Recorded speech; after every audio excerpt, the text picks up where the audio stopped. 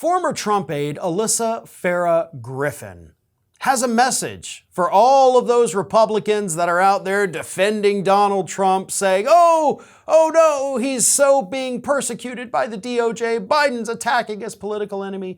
Well, Alyssa Farah Griffin, who now is a co-host on The View, but before that actually served as an aide to Donald Trump and his administration, she wants to remind these Republicans that, hey, by the way, you did this.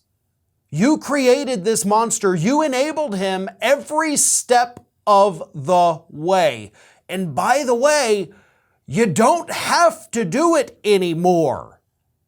Now, she didn't use as strong of language as that. She should have, because that's what she meant. But here is what she actually said. We have to remember when we talk about support for Trump, it doesn't happen in a vacuum.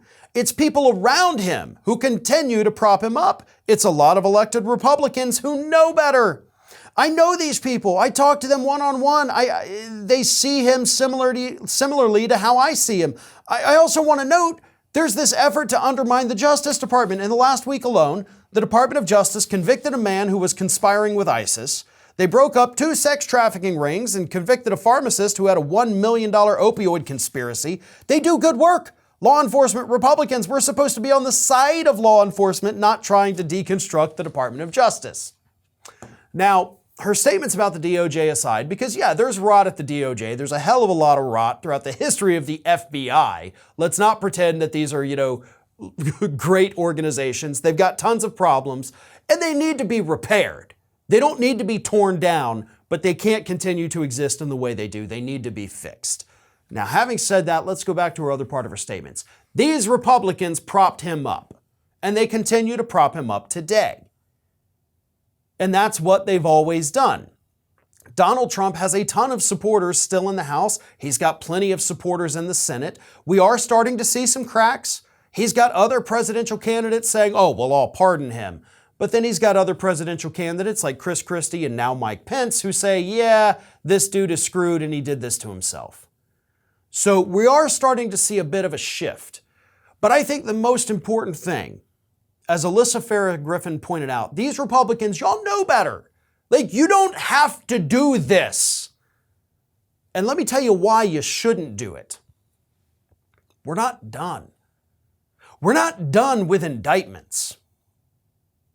When Donald Trump was indicted in Manhattan, some of the Republicans who are now trashing him for his federal indictment defended him from that Manhattan indictment.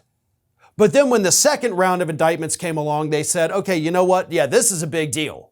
I can't continue to support him after this. Supported him after the first one, but now I can't. So what happens when the third round of indictments come out? Whether it's the attempts to overturn the election or the ones from Atlanta. You're going to have even more Republican defenders try to flip-flop at that point and say, hey, okay, well now I can't defend him. And at that point, it's going to be too obvious. At that point, these Republicans will start to look very stupid for defending the Espionage Act violations, but then saying, okay, but this one is a bridge too far. They're going to have tough questions to answer from reporters, and they're not going to know how to answer it. They're going to look stupid, and that's going to be played on repeat, trust me, in their ads against them. And that's why these Republicans might want to think twice before they come out and just vocally say, I support Trump and the DOJ is wrong. Hell, Mike Pence already had to come out after he praised Trump last week and said, this is horrible what they're doing, it'll destroy our democracy. This week he was like, oh, I actually read the indictment now and I agree with it. Yeah, that's pretty bad. That's what's going to happen more and more.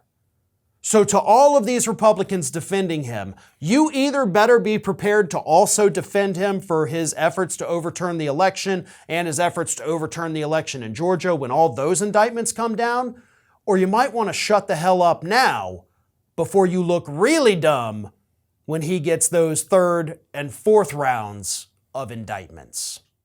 Thanks for watching, everyone, and well, here comes the awkward part at the end of the video where I ask you to like, comment, and share, and subscribe for more content from Ring of Fire.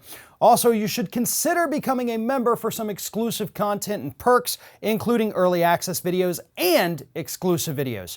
Check out the link in the description.